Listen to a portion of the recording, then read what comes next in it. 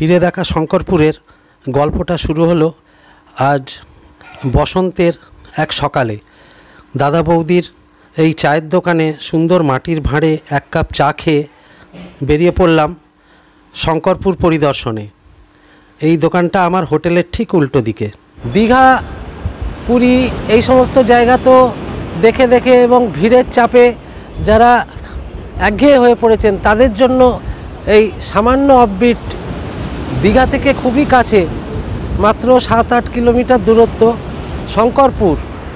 আজ আমি আপনাদের শঙ্করপুরের সমুদ্র সৈকতটা দেখাবো, আর সেখানকার দোকান বাজার কী ধরনের জিনিস পাওয়া যায় ইত্যাদি সব কিছুর সাথে এখানে যে পার্ক তৈরি হয়েছে সেই পার্ক, এবং আমার পিছন দিকে দেখুন অনেকগুলো হোটেলও দেখতে পাবেন।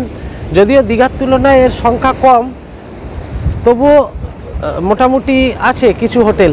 যারা একটু নিরিবিলিতে সমুদ্র দর্শন উপভোগ করতে চান তারা অবশ্যই শঙ্করপুর একবার ভিজিট করুন। চলুন আপনাদের ঘুরিয়ে দেখাই জায়গাটা।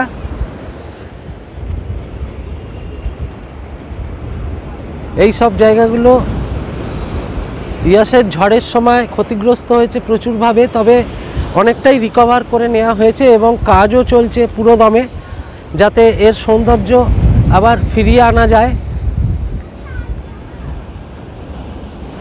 এই জায়গাটাকে সুন্দরভাবে সাজিয়ে তোলা হয়েছে।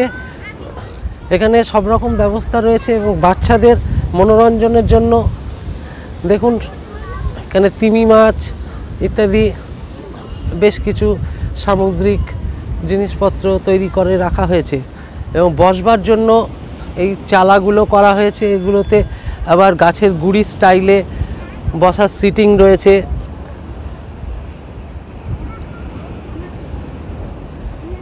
সেই সঙ্গে পাওয়া যাবে আইস গোলা, আইসক্রিম।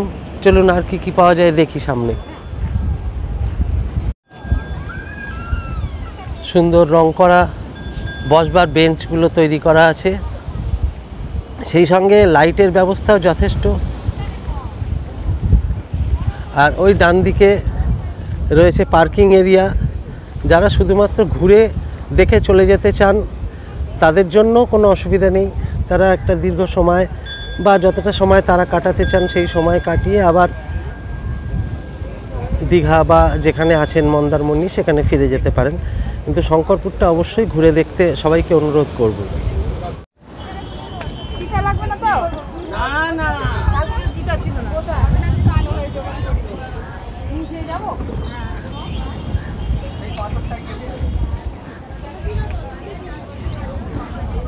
রয়েছে বিভিন্ন রকম গিফট আইটেম, টুপির দোকান, সেই সঙ্গে বাচ্চাদের গাড়ি, আইসক্রিম, খাবার দোকান।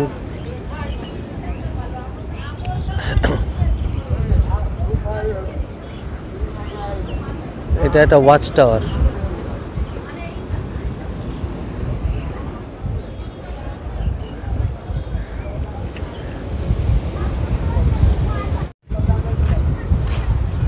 এই বিচ মার্কেটের ওপরই রয়েছে আম্রপালি রেস্টুরেন্ট।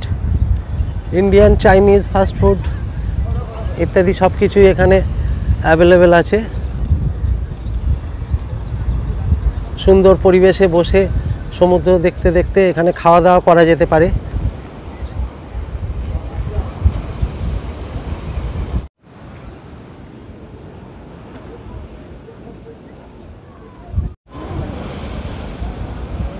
আজ শুক্রবার, লোকজনের সমাগম শুরু হয়ে গেছে দীঘা, শঙ্করপুর, মন্দারমণি এই সমস্ত এলাকায়। শঙ্করপুরে ভালোই লোকজন এখন পর্যন্ত দেখতে পাচ্ছি। চলুন এবার আপনাদের বিচ এরিয়াটা দেখাবো।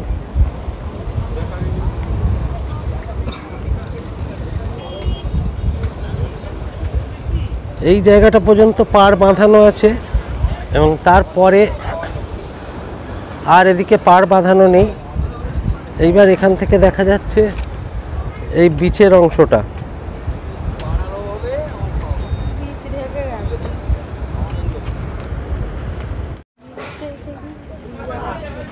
এই সাইড ধরে বিচ মার্কেটে দেখুন ডাব, বল, বিভিন্ন ব্রেকফাস্ট সেন্টার, সেই সঙ্গে ডাবের ছড়াছড়ি।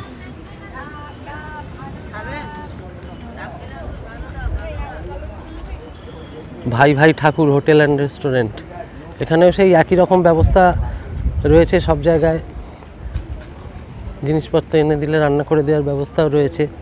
এছাড়া ব্রেকফাস্ট, লাঞ্চ, ডিনার সব কিছুই মোটামুটি পাওয়ার মতন স্টল এখানে তৈরি হয়ে গেছে। খাবার দাবার, জল, কোল্ড ড্রিঙ্কস কোনো কিছুরই অভাব নেই।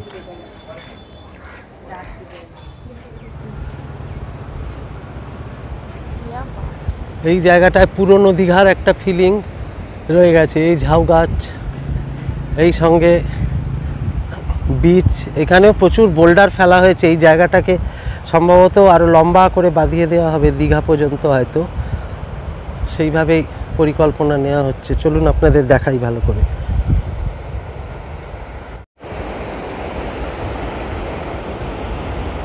এই জায়গাটা খুব সম্ভবত যেভাবে সমুদ্র ঢুকে আসছে সেই কারণেই হয়তো এই পার্টটাকে এক্সটেন্ড করে আরও নিয়ে যাওয়া হবে, এবং সেই কারণে এই বোল্ডার ইত্যাদি ফেলা হয়েছে। কনস্ট্রাকশনের বিভিন্ন কাজ চলছে এখানে, তার মধ্যে দিয়েই দেখুন এখানে সমুদ্রটা কত সুন্দর লাগছে।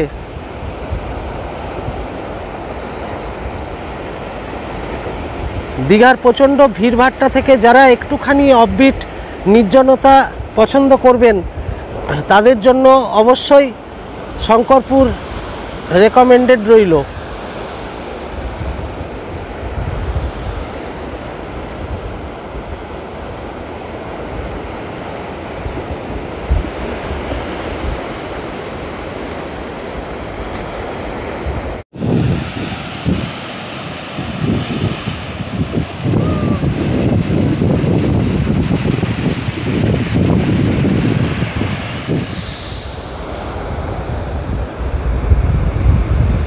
ছোট্ট কাঁকড়া,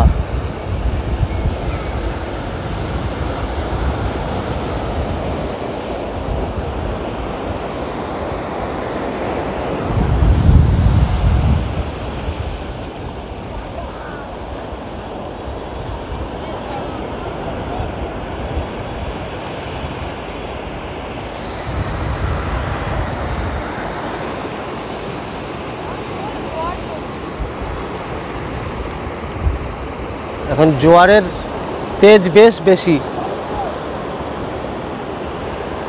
এর মধ্যেই বেশ কিছু লোক স্নান করতে নেমে পড়েছেন। তবে এই জায়গাটায় ছড়ানো ছিটানোভাবে বোল্ডার খুব কম আছে, এক জায়গায় স্তূপাকার করে রাখা আছে এই জায়গাটাকে বাঁধাবার জন্য। খুব বেশি লোক তো এখানে স্নান করেন না, তাই অল্প কিছু লোকই দেখতে পাচ্ছি।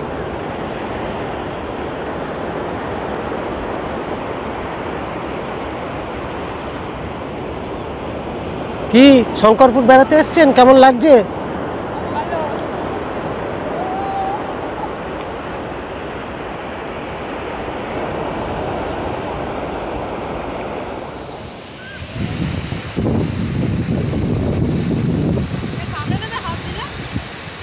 না না,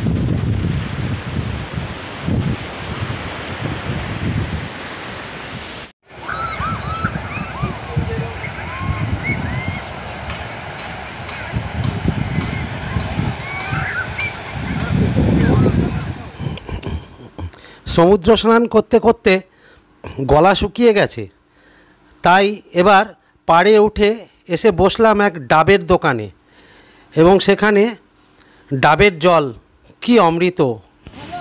সমুদ্রের পাড়ে বসে ডাব খাওয়ার এই অনন্য অভিজ্ঞতা পুরনো হয় না কখনো। দর্শক বন্ধুরা, শঙ্করপুরের ভিডিওটা কেমন লাগলো অবশ্যই কমেন্ট করে জানাবেন, এবং যদি ভিডিওটা ভালো লেগে থাকে এবং কোনোভাবে যদি ইনফরমেটিভ মনে হয়ে থাকে তাহলে অবশ্যই একটা লাইক করতে ভুলবেন না। আর আমার চ্যানেল ব্লগার সুব্রততে সাবস্ক্রাইব করে আমার চ্যানেলের পাশে থাকার জন্য আপনাদের অনুরোধ জানানো রইল। ধন্যবাদ।